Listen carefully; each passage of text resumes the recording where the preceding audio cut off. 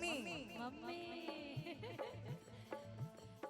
यही से माई की दुलारी प्यारी पापा जी की दुनिया सारी माई की दुलारी प्यारी पापा जी की दुनिया अरे अपना ही भाई बन के अपना ही भाई बन के तू ही सभी मनवा हो बहिना मोर जनवा भाई के परवा हो बहिना मोर जनवा हो भाई के परवा हो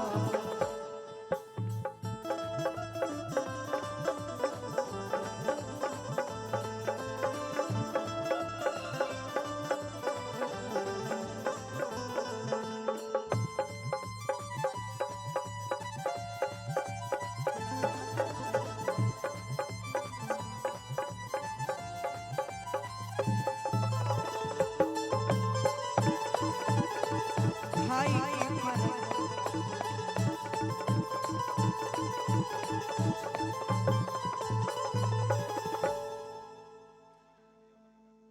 आई चाचा जी भी आ गए बनी तो एक लाइन अरे पापा के कन्हैया वाला अरे मजा नहीं खिकार पो नजर न लागे राम हमारा परिवार पो नजर न लागे राम हमारा परिवार हम चाहते नहीं बाबू को आप ले लीजिए गोदी गोदी अरे पापा के कन्हैया वाला मजा नहीं खिकार पो पापा के कन्हैया वाला मजा नहीं खिकार पो नजर न लागे राम हमारा परिवार को नजर न लागे राम हमारा परिवार को और एक लाइन है परिवार का हरदम अंगना में हंसी रहूड़ा अपड़ी न कबहू मोबाइल की जरूरत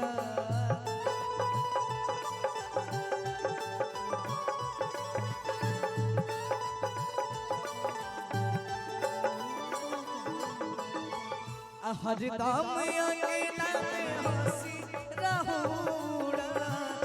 पड़ी न कबहू मोबाइल की जरूरत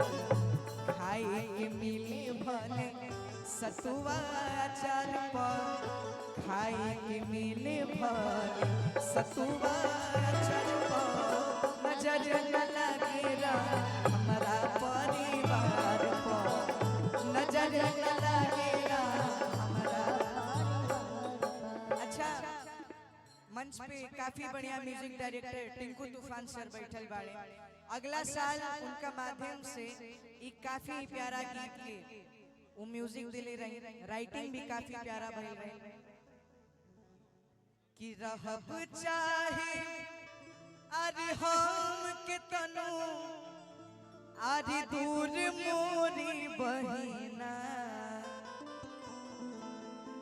तरकिया के दिनवा जरूर आइब हो खुशी दी उमे फीमेल वोकल दिले रही अरे नहीं आइबा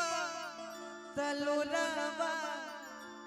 बहाइब हो ये गाना के बाद खुशी दी आई है उनका स्किल लगा लीजिएगा अरे नहीं आइबा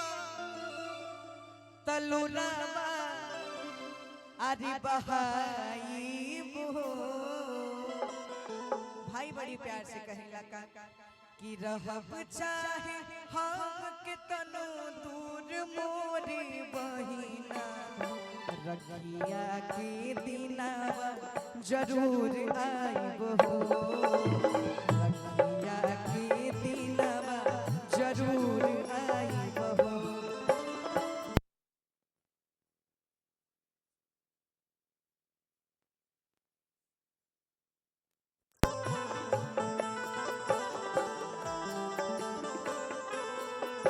अरे तू तो पढ़ी जा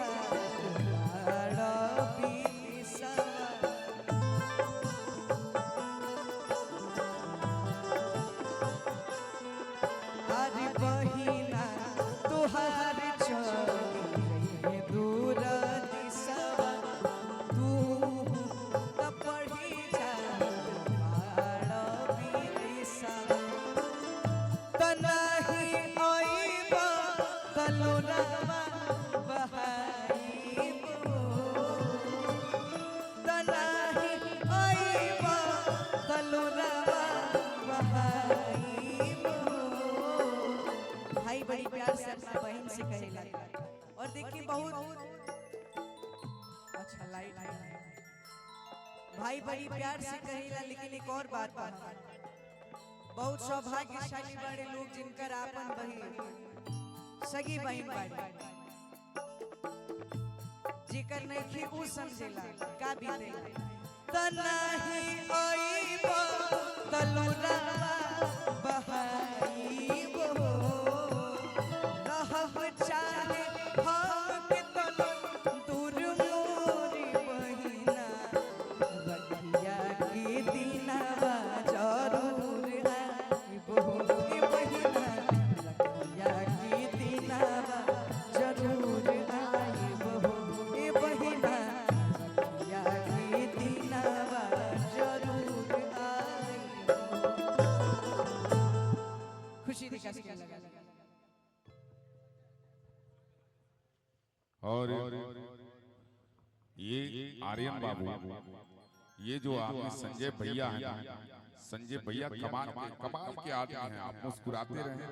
कुंदन भैया की खास आदमी में आदमी हैं और खुशी कर कर हम चाह रहे हैं कि अपनी उपस्थिति देकर कार्यक्रम को अंतिम चरण में हम लोग लेकर चलें। बहुत बहुत स्वागत बहुत बहुत अभिनंदन।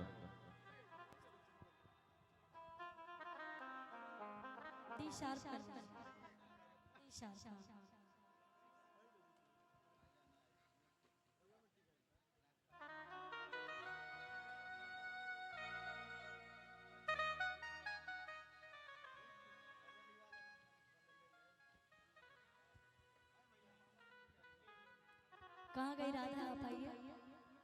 आप आइए।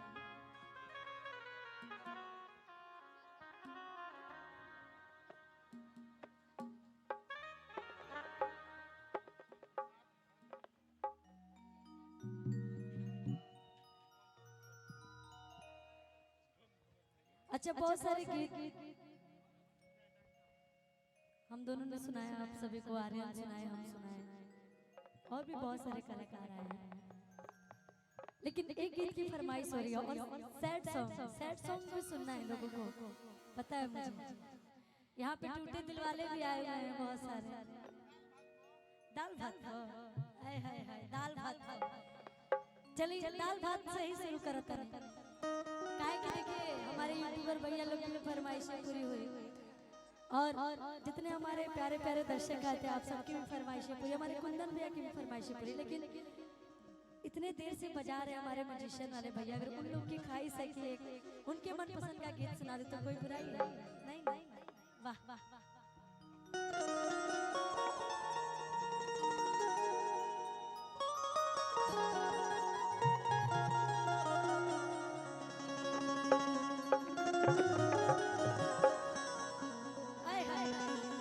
सही मायने में तो मुझे भी ये गीत बहुत पसंद है।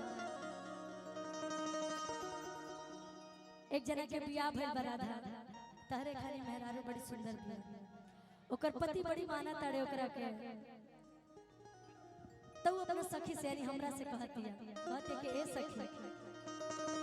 सबका सैया दाल भात पर चोखा